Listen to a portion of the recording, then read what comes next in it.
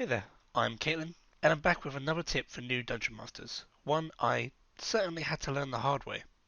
Leveling is its own reward. Don't overdo it. Now already, I can see that many of you will be saying, Caitlin, come on, that's obvious.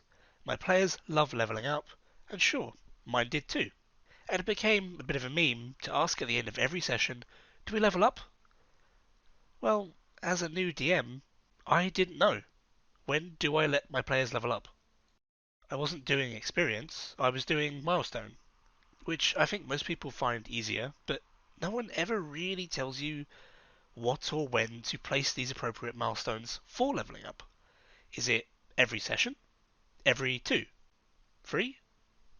The honest answer is it kind of is by feeling, right?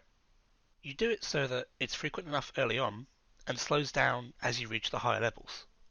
As a DM, a lot of your learning, at least the base rules of your players, is going to be in those lower levels though. 1 to 3, 5 to 7, etc. So you absolutely don't want to rush them through just because your players really wanted to level up. As a DM, these lower levels provide you a kind of crash course learning scenario for you to get to grips with your own DMing style and experience. Stuff that you can only learn through experiencing the game at a lower level when the tension is kind of down. No one wants to have, for example, their first TPK be when the character's all level 15 fighting God a la Final Fantasy. If that's your first ruling for a TPK, what do? Do you just roll it back and let them go again? Or is it a case of, well, sorry guys, the bad guys win? Or maybe just divine retribution. God comes in, revives your players, or offers them a scenario where they get to come back. But what if your players don't like that? Or they're emotional in the moment, as many would be, and they disagree with a ruling? You need to be firm on the ruling and take into account their response. That isn't easy. And here we would see a downside to letting your players level too fast and skip through that learning phase. If a party dies at level 5 to a swarm of goblins and one very big ogre in a top hat, then that's unfortunate, but it's level 5. That's D&D. Unlucky, but the ruling you make there won't really hurt as much. You could very feasibly get away with a lot more.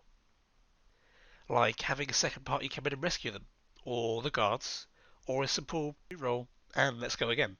It's low level, it's simpler, it's the time for learning that kind of thing. Leveling is a core part of the game, but it is the biggest reward. It's that one-shot burst of character growth, new feats, new spells, new abilities. In the same way that you wouldn't have your favourite meal every day, because that gets old, you don't want to have everyone level incredibly quickly. It loses its luster. Not only that, but as a DM, each level up requires you to adapt. You need to keep the monsters on curve, you need to ensure enemies are kind of reacting to the player's abilities properly, and the plot lines just don't get run over. If you planned a level 1 to 3 adventure, and you hand the players level 3 immediately, then things are going to get very, very easy. There are more rewards that you can give than simply allowing your party to level up each time. You could reward them with plot stuff, you could reward them with items, new NPC friends, or just new areas and such that they can explore, or even something as simple as fighting a new enemy type because they're a little bit stronger.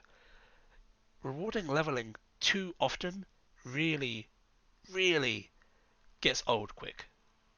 So, in short, as a brief conclusion, pacing leveling allows you to gain more experience with a more deadly part of the game, where characters have less to throw back at you and there are more opportunities to restart on failure.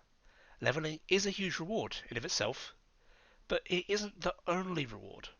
Granting it too much can really just ruin the fun of it.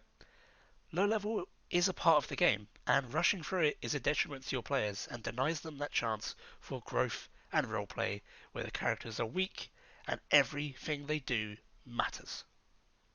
That's all for now. I just really felt like this needed to be said.